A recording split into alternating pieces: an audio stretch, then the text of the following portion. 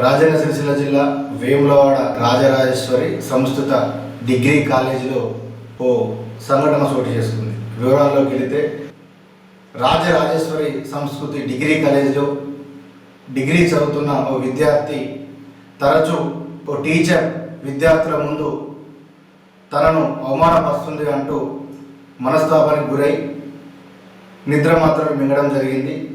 అది గమనించిన విద్యార్థులు ఆమెను వెంటనే హాస్పిటల్కి తరలించడం జరిగింది.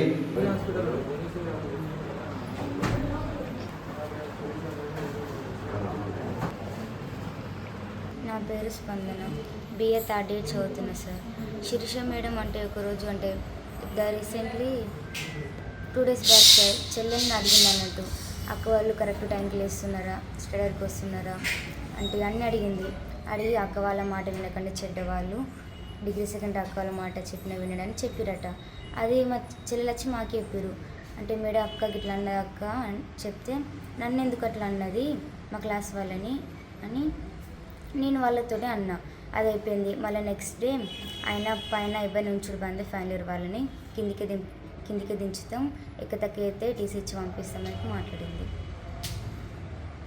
సార్. ఇంకా మళ్ళీ నిన్న ఆఫ్టర్నూన్ కూడా అన్నా సార్, అంటే కింద రూమ్లోనే వేస్తా, పైన ఉంటే బాగా అవుతుంది అనుకుంటా అన్నారు. ఇంకా నేను ఎవరినో చేస్తున్నా అన్నట్టుగా అన్నారట సార్.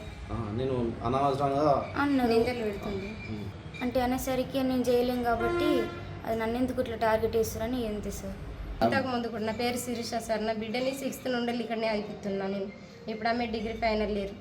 ఆమెని ఇంతకుముందు పోయిన సంవత్సరం కూడా ఇట్లనే టార్గెట్ చేసి ఏడిపించిండ్లు. అయినా అనుకొని ఇంత చదువు కంప్లీట్ అయితే హైదరాబాద్కి వెళ్తుంది కదా, ఒక సంవత్సరం చదివిద్దామని చదివితే మొన్న 4 days బ్యాక్ బాగా ఏడిచింది. అమ్మ నేను చదువుకోను, నన్ను ఇట్లా బాగా ఎన్నిసార్లు ఎత్తురు, అవమానం పెడుతుండ్రు మేడం వాళ్ళు అని ఏడ్చుకుంటూ ఫోన్ చేసింది.